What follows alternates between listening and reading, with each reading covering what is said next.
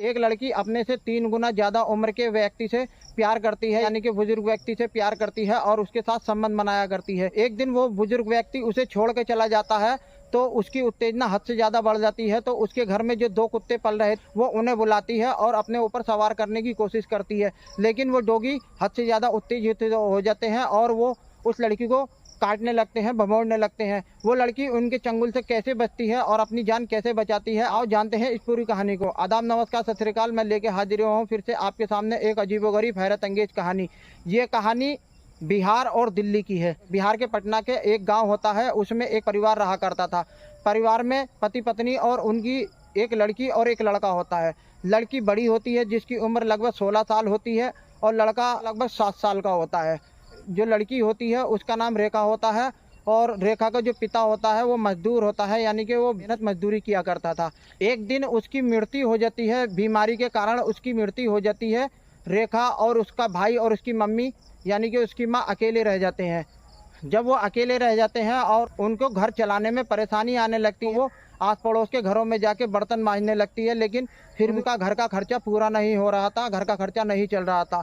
तब रेखा अपनी माँ से कहती है कि मम्मी, तुम अगर मुझे इजाज़त दो तो मैं नौकरी करना चाहती हूँ। रेखा की माँ कहती है कि बेटा, यहाँ तुम्हें नौकरी कहाँ मिलेगी? तो रेखा कहती है कि मम्मा, मैं यहाँ नौकरी नहीं करना चाहती, दिल्ली जाकर नौकरी करना चाहती हूँ। दिल्ली में लड़कियों को काफ़ी अच्छी जॉब मिल जाती है, काफ़ी पैसा मिलता है।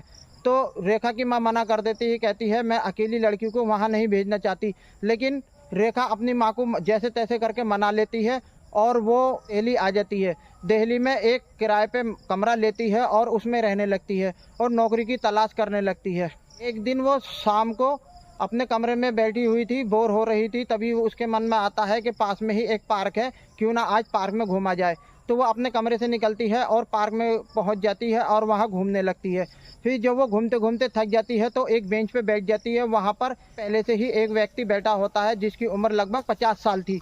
वह व्यक्ति फौज का रिटायर होता है। जब रेखा उसके पास जाके बैठती है तो जो फौजी था वो रेखा की तरफ देखने लगता है, रेखा भी उसकी तरफ देखने लगती है। तो रेखा उसकी तरफ देख के मुस्कुरा देती है और कहती है, अंकल मैं थोड़ी देर यहाँ बैठी हूँ, तुम्हें तो कोई परेशानी नहीं है? तब वो कहता है, मुझे कोई परेशानी नहीं है, तुम बैठ सकती हो, ये पार्क है, इसमें तो सभी आके बैठते हैं, कोई किसी को नहीं रोक सकता। फिर उन दोनों में बातचीत होने लगती है और मानो ऐसा हो जाता है जैसे एक दोस्ती हो जाती है, यानी कि उन दोनों में दोस्ती हो जाती है। फिर वो रोज पार्क में मिला करते थे और आपस में बातें चीतें किया करते थे। रेखा उसे अपनी पूरी कहानी बता देती है कि कैसे उसके पिता की मृत्यु हो गई है और कैसे वो उसका छोटा भाई और उसकी माँ घर पे अकेली है, उनको पालने के लिए वो दिल्ली आई है और नौकरी करना चाहती है। तो वो जो फौजी होता है वो कहता है कि प्राइवेट नौकरी में ज़्यादा पैसे नहीं मिलते, मैं चाहता हूँ कि तुम्हारी सरकारी नौकरी लगवा दूँ, क्योंकि मेरी पावर है, मेरी रसूख है, मेरी जान पहचान है, मैं तुम्हारी सरकारी नौकरी लगवा दूंगा। तो वो लड़की खुश हो जाती है, यानी कि रेखा खुश हो जाती है और उससे कहती है कि अगर आप मेरी सरकारी नौकरी लगवा दोगे तो मेरी ज़िंदगी सुधर जाएगी और मेरे दिल से बहुत दुआ निकलेगी और मैं तुम्हारी ज़िंदगी में एहसान नहीं भूलूंगी। तो वो कहता है कि एहसान की कोई बात नहीं है, मैं तुम्हारे साथ कुछ करूँगा तो तुम्हें भी मेरे साथ कुछ करना होगा। तो वो कहती है कि मैं ऐसा क्या करूँ तुम्हारे साथ जो तुम्हारा एहसान उतर जाए? तो वो फौजी उससे कहता है कि तुम्हें मेरे साथ एक बार संबंध बनाना होगा तो मैं तुम्हारी सरकारी नौकरी लगवा दूंगा। तो रेखा सोचती है कि ये तो नाजायज़ फ़ायदा उठा रहा है, रेखा मना कर देती है। फिर रेखा नौकरी की तलाश में भटकती रहती है, लेकिन उसे 8 से 10 दिन हो जाते हैं लेकिन नौकरी नहीं मिलती। फिर रेखा को ख्याल आता है कि वो बुजुर्ग व्यक्ति कह रहा था कि एक बार मेरे साथ संबंध बना लो, मैं तुम्हारी नौकरी लगवा दूंगा। तो अगर मैं उसके साथ संबंध बना लूं तो वो शायद मेरी नौकरी लगवा दे और एक बार संबंध बनाने से किसी को पता भी नहीं लगेगा। रेखा ये अपने दिमाग में सोच लेती है और शाम को पार्क में चली जाती है। फिर वो व्यक्ति उसे मिलता है और कहता है कि आज तुम बहुत दिनों में नजर आई हो, तुमने मेरी बात का कोई जवाब नहीं दिया। तब रेखा कहती है कि ठीक है, मैं तुम्हारी बात पे एग्री हूँ, तुम्हारे साथ संबंध बनाने के लिए तैयार हूँ, लेकिन तुम्हें मुझे धोखा नहीं देना है, तुम मेरी सरकारी नौकरी जरूर लगवा देना। तो वो व्यक्ति कहता है कि तुम टेंशन मत लो, मैं तुम्हारी सरकारी नौकरी लगवा दूंगा। फिर वो व्यक्ति एक होटल में रेखा को ले जाता है और फिर वो फौजी उसके कपड़े उतारता है और अपने भी कपड़े उतारता है और फिर वो रेखा के साथ जोरदार तरीके से संबंध बनाता है, क्योंकि वो बुजुर्ग होता है और रेखा कम उम्र की होती है, यानी कि नाबालिग होती है। वो बुजुर्ग व्यक्ति यानी कि फौजी उसकी हालत ख़राब कर देता है और रेखा को बहुत ज़्यादा दर्द होने लगता है। रेखा कहती है, मेरा फर्स्ट टाइम है, मुझे छोड़ दो, अब मुझसे नहीं ये दर्द झेला जाएगा, मुझसे बर्दाश्त नहीं होगी। लेकिन वो व्यक्ति नहीं छोड़ता, और जब वो रिलैक्स होता है तभी उसे छोड़ता है।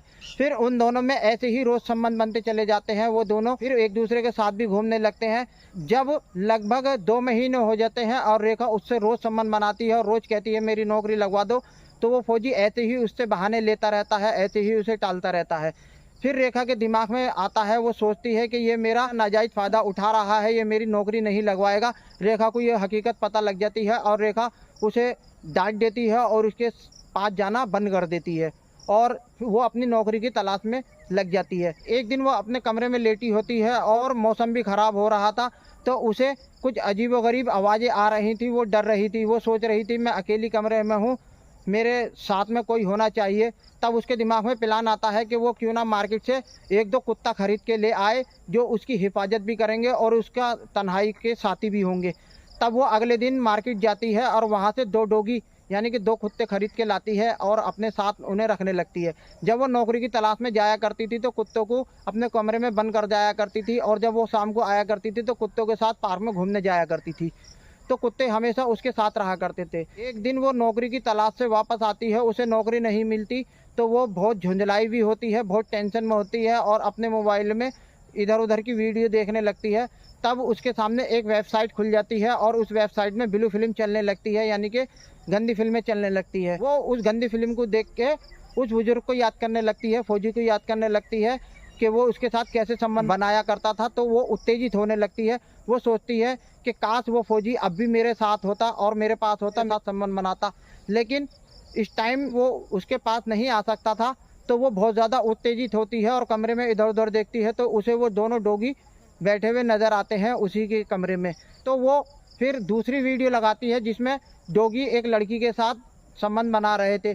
तो वो सोचने लगती है कि जैसे इस वीडियो में लड़की के साथ कुत्ते संबंध बना रहे हैं, ऐसे ही मेरे ये कुत्ते मेरे साथ संबंध बनाएंगे तो मेरी जो हवस है वो शांत हो जाएगी, यानी कि मैं जो तड़फ रही हूँ वो तड़प खत्म हो जाएगी, मेरी आग बुझ जाएगी। उसके डॉगी थे, उन्हें अपने पास बुलाती है और उनके प्राइवेट पार्टों को सहलाने लगती है और उन्हें उत्तेजित करने लगती है। वो दोनों डॉगी हद से ज़्यादा उत्तेजित हो जाते हैं, तो वो लड़की अपने कपड़े उतार देती है और उन्हें अपने ऊपर चढ़ाने की कोशिश करती है, लेकिन वो दोनों डॉगी हद से ज़्यादा उत्तेजित हो गए थे, मानो जैसे पागल हो गए हैं।